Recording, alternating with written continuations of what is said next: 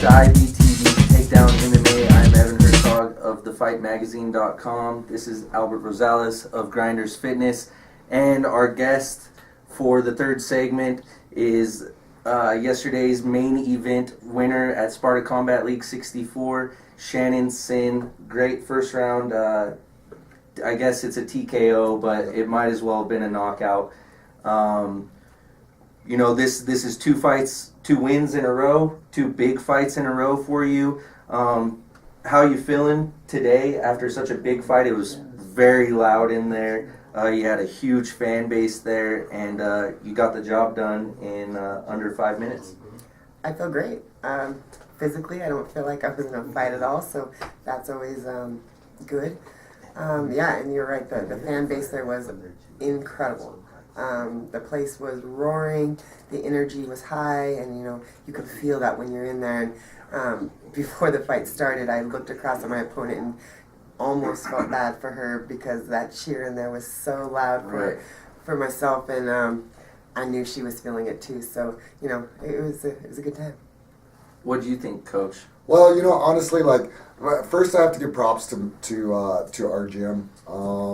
And I said this yesterday, I don't feel like there's another gym in the state of Colorado who represents their fighters as well as our gym does. Okay, and if you have any doubts at all, go back and watch the video and see how loud that place was during the show when Jenna fought, when Georgi fought, and then when Shannon fought, and you compare that to every other fighter on the card, and it's not even close. Standing from where I was at, in her corner, as soon as she started turning on the offense, and that place erupted, like it was unbelievable. Even in the intros when they introduced her and her opponent, here's what made me feel bad for her opponent is she's standing on the side where our entire fan base was. So our entire fan base is screaming right there, right behind her.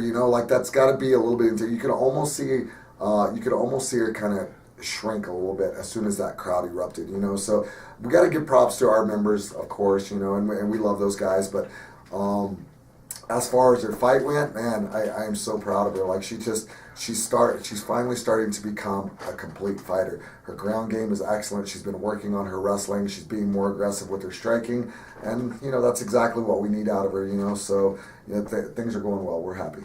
We should say that her opponent, she does have a name. It was Heather Bassett, 4-3 at the time. Did you know much? What if anything did you know about Heather going into the fight? Did you because clearly you had an advantage standing, striking. Your straight punches were coming right down the middle and really tagging her.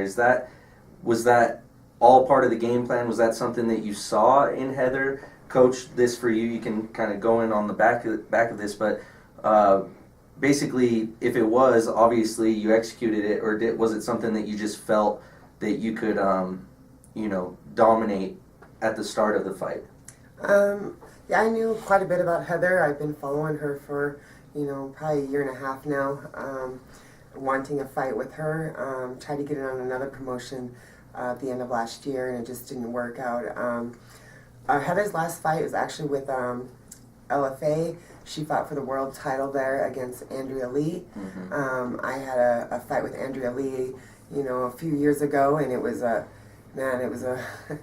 turning point in my career. It was a loss I took, but it was a very hard fight and something that I learned a lot from. I did learn in that loss, and really turned my career around after that fight. So I saw her fight Andrea. She put up a great fight with Andrea. It was a world title fight, so it was a 5-round fight. She went to the end of the third round with Andrea. So I saw her, there was a striking battle. There was some ground battling going on. So I knew she was a tough girl. She could hang in there with the world champ. Andrea's now signed to the UFC, and she hung in there. So I had expected Heather to come in and be, a worthy opponent, someone who's, not going to go out easy by any means, but I did see holes in her striking. I saw that she did not have speed that I had, so I knew I could capitalize on that. I also felt like, if I wanted to fight to the ground, I would have the advantage. I really felt really confident going into that fight, no matter where it took place. And to be honest, I knew I worked hard this camp. I mean, I work hard every camp, but I put in a lot this camp, and there was no way she outworked me, so I was confident. Coach, did you see Shane go out and execute the game plan as you guys kind of had imagined it? Absolutely. During the camp? You know, so preparing for this fight, we were really big on getting Shannon to be more aggressive, to really sit down on her punches, not to get caught up in the crossfire and be worried about what's coming at her. Just have faith in her defense and really let her hands loose this fight. Sometimes she tends to be too much of a counterpuncher, and so we've been really, really working on getting her to just let her hands go, because she's got great hand speed and she's got very good power. And this is the first fight where we really got to see that power, since her amateur days. As far as Heather goes, like we knew Shannon had the advantage. We knew she was a more athletic person. We knew she had the better hand speed. And honestly, like I told Shannon, we felt Shannon was better everywhere. So no matter where the fight went, we knew she was going to be better. And the growth we've seen since, honestly, the Katie Collins fight at LFA. Katie is a really tough girl. At the time, she was ranked number 4 for Access TV fights. Shannon took that fight on 10 days notice, and she just really, really put her stamp on that fight. I mean, a lot of people expected Shannon to lose that. They look at records, but they don't necessarily look at who you fought. So while one fighter might have a great record and another's just got a so-so record, go back and look at the opponents, and you'll see that Shannon's fought nothing but the top of the food chain, as far as Invicta's concerned, or any of these other divisions. So the Katie Collins fight was a growing fight for us, and then this was just a continuation of what we've been building on. So Shannon came out and did everything we wanted her to do, and honestly, she made it an easy fight. Now you kind of talked about how, and I can speak to it. I was cage side, and I was right in front of the crowd as well. And, sometimes I have headphones on at these fights. I didn't yesterday, and I got a ringing in my ears. How much, you came out there, it looked like you came out there with a lot of power. Like a lot of power, a lot of intensity. Did that have anything to do with, I'm sure you could hear the roars when your training partner, Gina McAllister, finished Brittany Boone in the second round. That was a great performance for her. What does that do for your confidence, and to hear that before you go out and perform? Because it looked to me like you were really feeding off of that. Yeah, definitely. During my warm-up, I heard everybody cheering for Jenna in her walkout. I heard it throughout the round, her round and a half she was in there. Heard them screaming, so yeah, it really got me amped up, and I had to keep remembering I was focusing on my warm-up. I had a fight coming, but it pumped me up quite a bit. And then, the walkout out there, the energy, like I said, it was super high, and I was going out there to be in a one-round fight. Like, my warm-ups, I had said that to my coaches. I said, I'm not fighting a 3-round fight today. Today, I have 3 chances to finish this girl, but I'm going in for a 1-round fight tonight. And so I warmed up with that intent. I got my first rounds out of the way in the back, and I went out there and I was looking for a finish. You did what you were hoping to do. Yeah. You got rid of her. Now this two wins in a row. It gets you back to 500. There's all sorts of possibilities and opportunities now in MMA with different weight classes opening up in big organizations. We heard you in the post-fight say March, and we didn't hear Coach, but I did. I was case I saw him say no June, no June, no June 3 times. But you said you barely feel like you were in a fight. What's the goal for 2018? And you can kind of clarify if she's on the right track, Coach. But what is the goal, and where do you see yourself at the end of 2018? Well, there's that new division in the UFC.